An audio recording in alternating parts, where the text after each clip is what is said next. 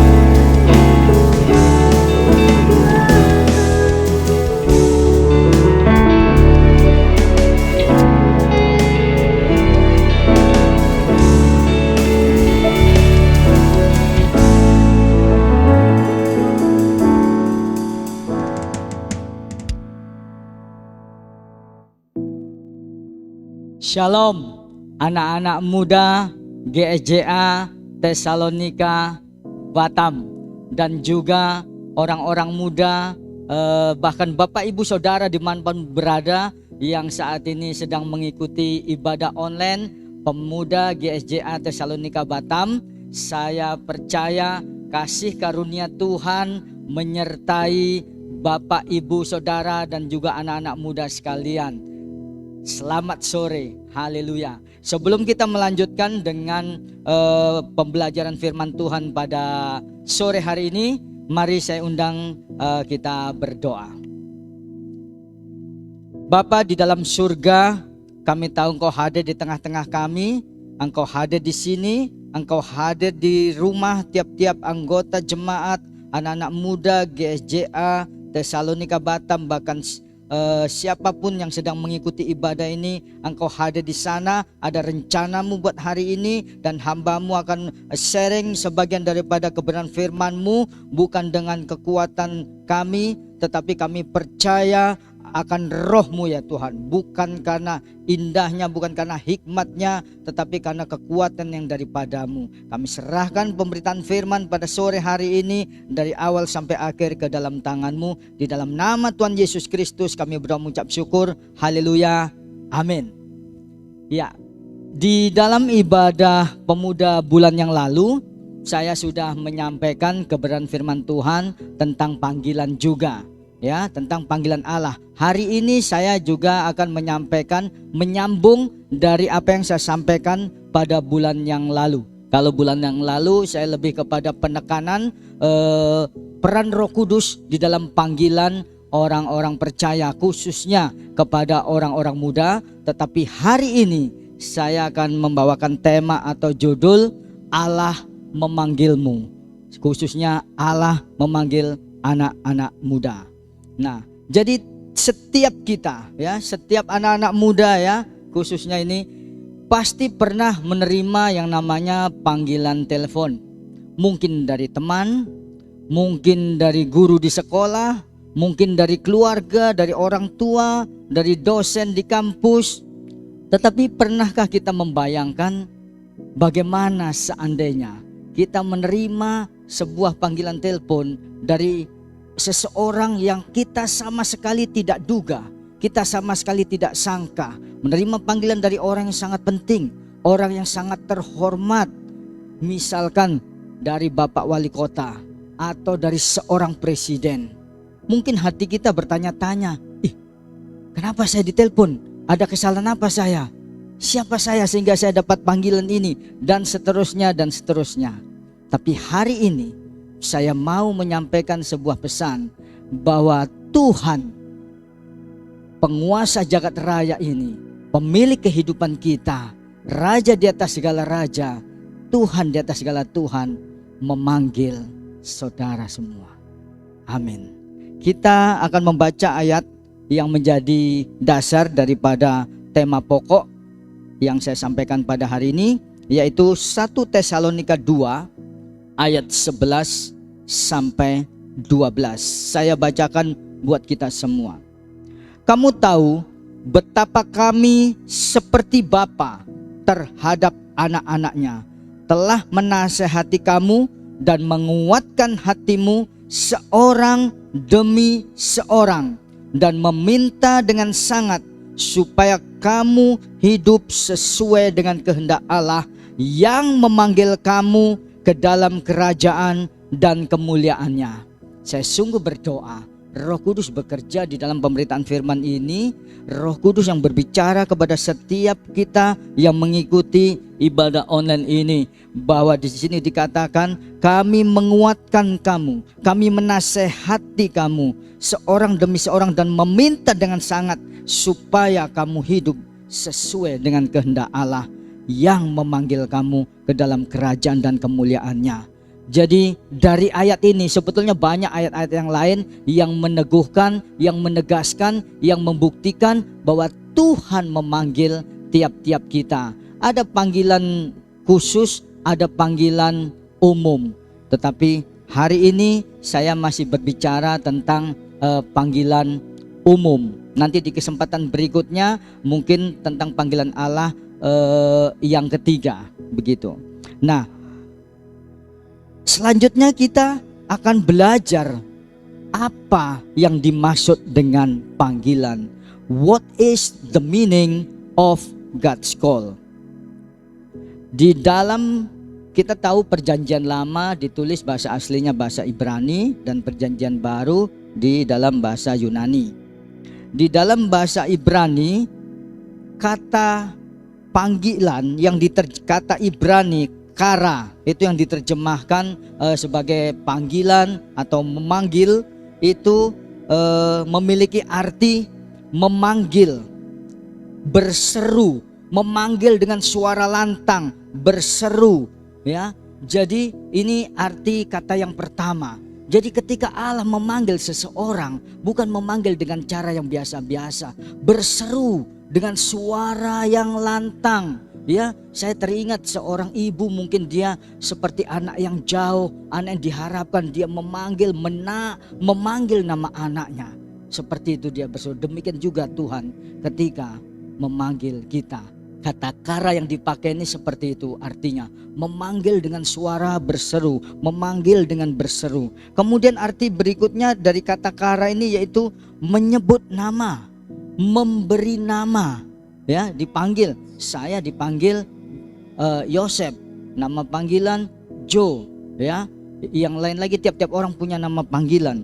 Nah, jadi demikian juga Allah memanggil nama demi nama. Dan arti lain lagi supaya nama itu supaya orang tersebut menjadi seperti yang nama yang diberikan. Contoh Petrus juga diberi nama Peter, batu karang, supaya dia menjadi orang yang teguh. Saya sendiri memberi nama kedua anak saya, Erik Christian Kasedi dan Rafael Gusti Ardisa, dengan satu tujuan supaya dia menjadi seperti nama yang kami berikan. Christian udah tahu artinya pengikut Kristus, Kasedi dari bahasa Ibrani juga yang artinya sifat Allah setia. Kami mau supaya anak-anak kami, Erik khususnya, menjadi orang pengikut Kristus yang setia. Rafael dari kata El Rope, Jehovah Rafa, Allah yang menyembuhkan. Gusti, pemimpin, ya, orang yang besar. Kemudian Ardisa adalah orang diberkati. Demikian juga kata kara yang dipergunakan di sini memanggil setiap kita agar kita hidup sesuai dengan nama yang diberikan, sesuai dengan panggilan itu. Ada yang diberikan nama Joshua, ada yang diberikan namakan Jeremy, ada yang diberikan nama Kaleb dan seterusnya. Kemudian dalam bahasa Yunani itu menggunakan kata klesis, artinya panggilan. Digunakan Tuhan untuk mengundang semua orang untuk menerima anugerah keselamatannya dengan semua berkatnya yang menyertainya. Dengan kata lain, ketika kita tahu hari ini bahwa Allah memanggil kita, artinya Allah mengundang kita agar kita menerima anugerah keselamatan dengan semua berkat-berkatnya. Selanjutnya, mengapa Allah memanggil kita? Ada begitu banyak alasan yang saya temukan di dalam Alkitab. Namun mengingat waktu, saya akan ambil 5 alasan yang menurut saya pokok dan penting mengapa Allah memanggil saudara dan saya. Yang pertama,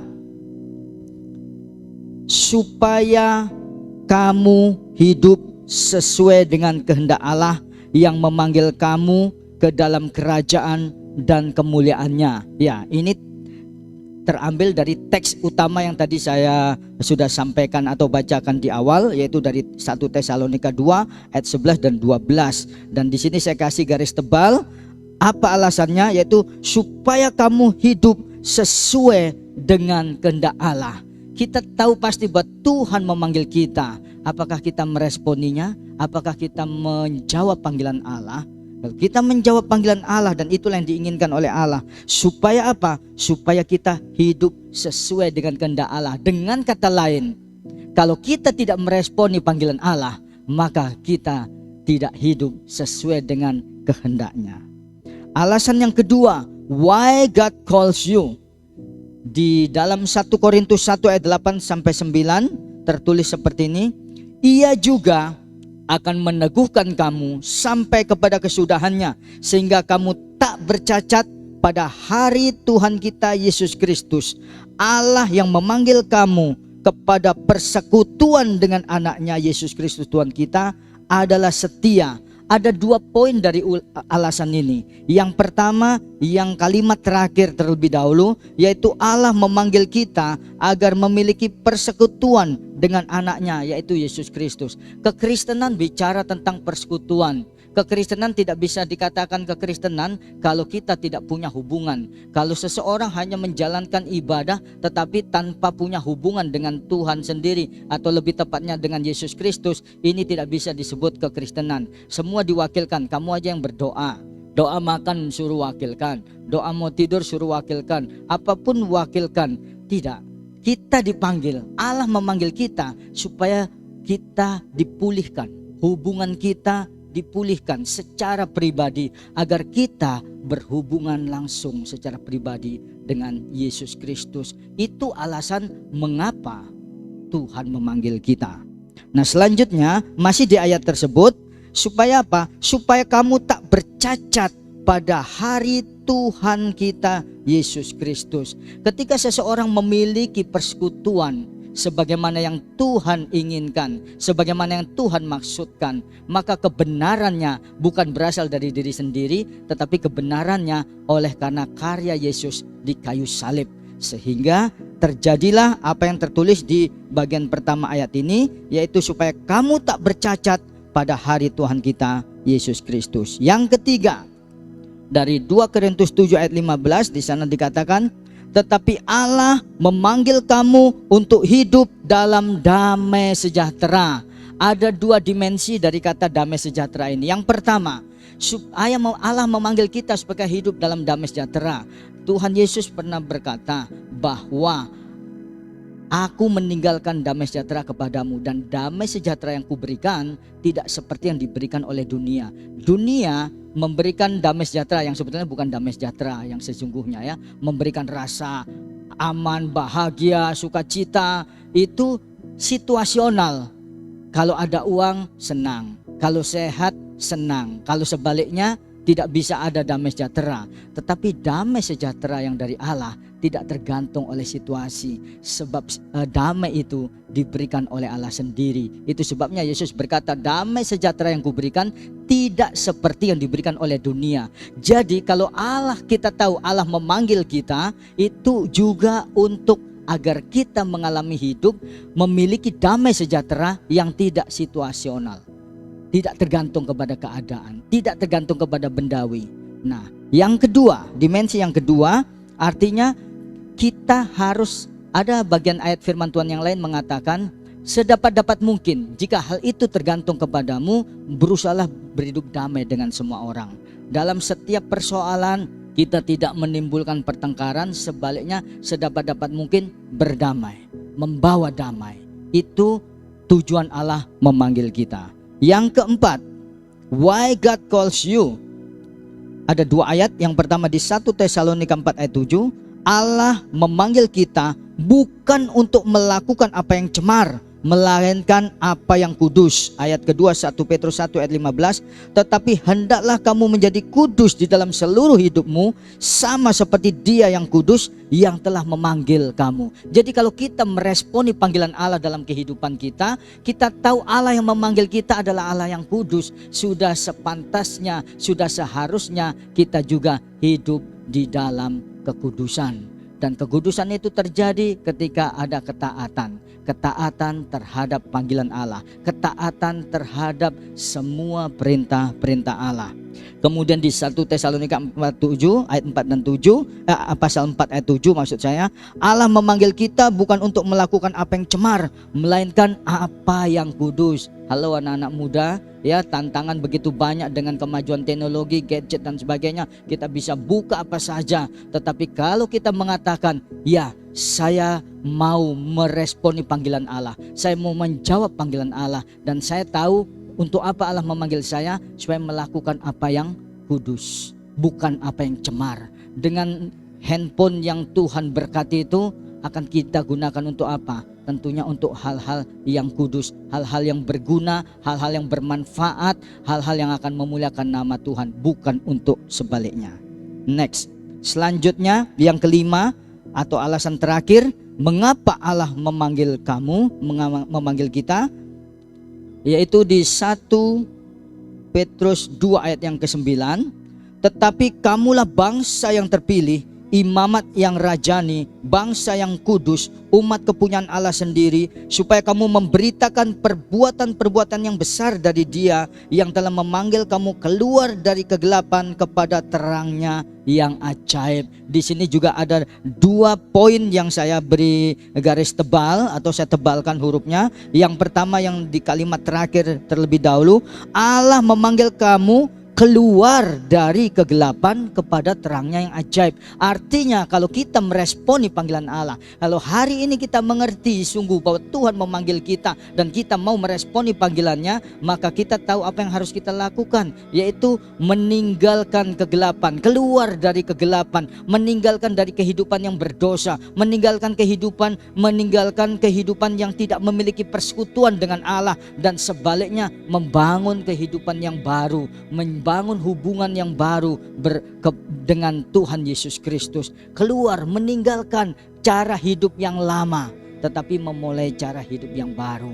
Kalau yang lama mungkin tidak memiliki kegiatan rutin baca Alkitab, hidup yang baru boleh punya kebiasaan yang baru. Kalau yang lama mungkin masih melakukan hal-hal yang berdosa, tetapi yang baru mulai memberi diri dipimpin oleh Tuhan, dan Tuhan yang akan menuntun kita agar hidup sesuai dengan kehendaknya. Kemudian di ayat yang sama masih poin kedua yang saya beri garis tebal, yaitu supaya kamu memberitakan perbuatan-perbuatan yang besar dari Dia. Dengan kata lain, kalau kita meresponi panggilan Allah, kita bersaksi. Tetapi seseorang tidak akan bisa punya kesaksian, tidak akan bisa bersaksi apabila tidak membangun persekutuan dengan Tuhan. Ya, itu poinnya penting. Syarat utama membangun persekutuan dengan Tuhan. Yang kedua tadi di ayat ini sendiri, keluar. Kita sudah melakukan ketaatan, keluar dari kegelapan kepada terangnya yang ajaib. Keluar dari kegelapan dan masuk kepada kehidupan terang yang ajaib. Di situ baru muncul kesaksian-kesaksian, pengalaman-pengalaman hidup bersama Tuhan. Selanjutnya, apa akibat jika menolak dan mengabaikan panggilan Allah? Saya rasa tadi secara tidak langsung saya sudah beberapa menyinggungnya. Jadi kalau kita hidup memenuhi panggilan Allah, kita hidup dalam damai sejahtera dan seterusnya. Kalau kita tidak meresponi, otomatis yang sebaliknya, ya. Seperti di sini saya tulis, apa akibat menolak mengabaikan panggilan Allah? Maka seseorang akan mengalami hidup di luar kasih karunia Allah, di luar rencana Allah, di luar berkat Allah, di luar perlindungan Allah. Ya, kisah Yunus menjadi pembelajaran bagi setiap kita, bagaimana kalau menolak panggilan Allah, ya. Di luar kasih karunia Allah, kita tahu kasih karunia itu semuanya karena dilakukan, diberikan oleh Tuhan, seperti keselamatan kita bukan karena perbuatan kita tetapi pemberian Allah. Orang yang hidup di bawah kasih karunia Allah hidupnya nggak capek. Tetapi kalau orang hidup di luar kasih karunia Allah capek, ya.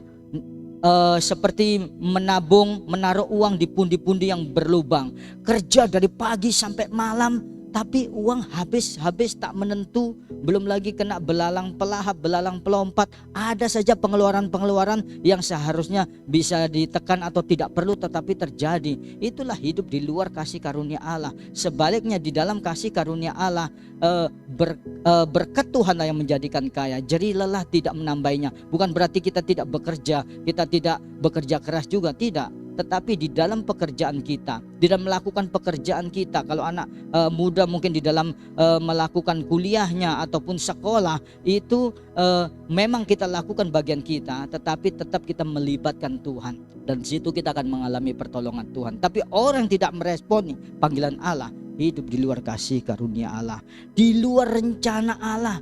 Hidup ini serasa percuma, capek, dan tidak ada hasil yang bermanfaat, hasil yang bermakna. Firman Tuhan di bagian lain mengatakan, sia-sia orang membangun rumah jika bukan Tuhan yang membangunnya. Wow, bisa dibayangkan, sia-sia kita sudah capek-capek membangun, kalau di luar rencana Allah semuanya tidak mendatangkan kebaikan. Tetapi sebaliknya, hidup di dalam kasih karunia Allah oleh karena memenuhi panggilan Allah itu sungguh luar biasa. Hidup di luar berkat Allah dan di luar perlindungan Allah itu apabila orang menolak atau mengabaikan panggilan Allah. Ya, jadi dalam ibadah pemuda ini memang singkat. Oleh sebab itu saya katakan nanti di kesempatan berikutnya, mungkin bulan depan, jika memang saya masih ada jadwal, saya akan bagikan sesi ketiga dari panggilan Allah. Tapi hari ini poin sederhana dan singkat yang saya mau sampaikan bahwa Allah memanggil saudara dan saya, dan kita harus meresponi panggilan Allah. Sebagai kesimpulan, saya bacakan, Allah memanggil saudara dan saya. Kita harus meresponi panggilan Allah agar masuk dalam kerajaan dan kemuliaannya, menikmati hidup di dalam kasih karunia Allah dan kekuasaannya yang penuh, hidup dalam pusat rencana dan kehendaknya, dan menikmati berkat dan janji-janji Allah yang berharga. Saudara-saudara, anak-anak muda GSJA Tesalonika, sukses adalah ketika kita hidup di dalam pusat kehendak Allah, hidup di dalam rencana Allah yang sempurna. Itulah sukses orang percaya. Sebagai bagian penutup mengakhiri sharing firman Tuhan pada hari ini, saya akan membacakan Pengkhotbah 12 ayat 1. Ingatlah akan penciptamu pada masa mudamu, sebelum tiba hari-hari yang malang dan mendekat, tahun-tahun yang kau katakan tak ada kesenangan bagiku di dalamnya. Nasihat firman Tuhan buat orang muda, ingatlah akan penciptamu pada masa mudamu. Daud melakukan kehendak Allah pada zamannya. Saya selalu ingat itu. Setiap orang usia akan bertambah, usia akan bertambah, bukan makin muda tetapi akan bertambah.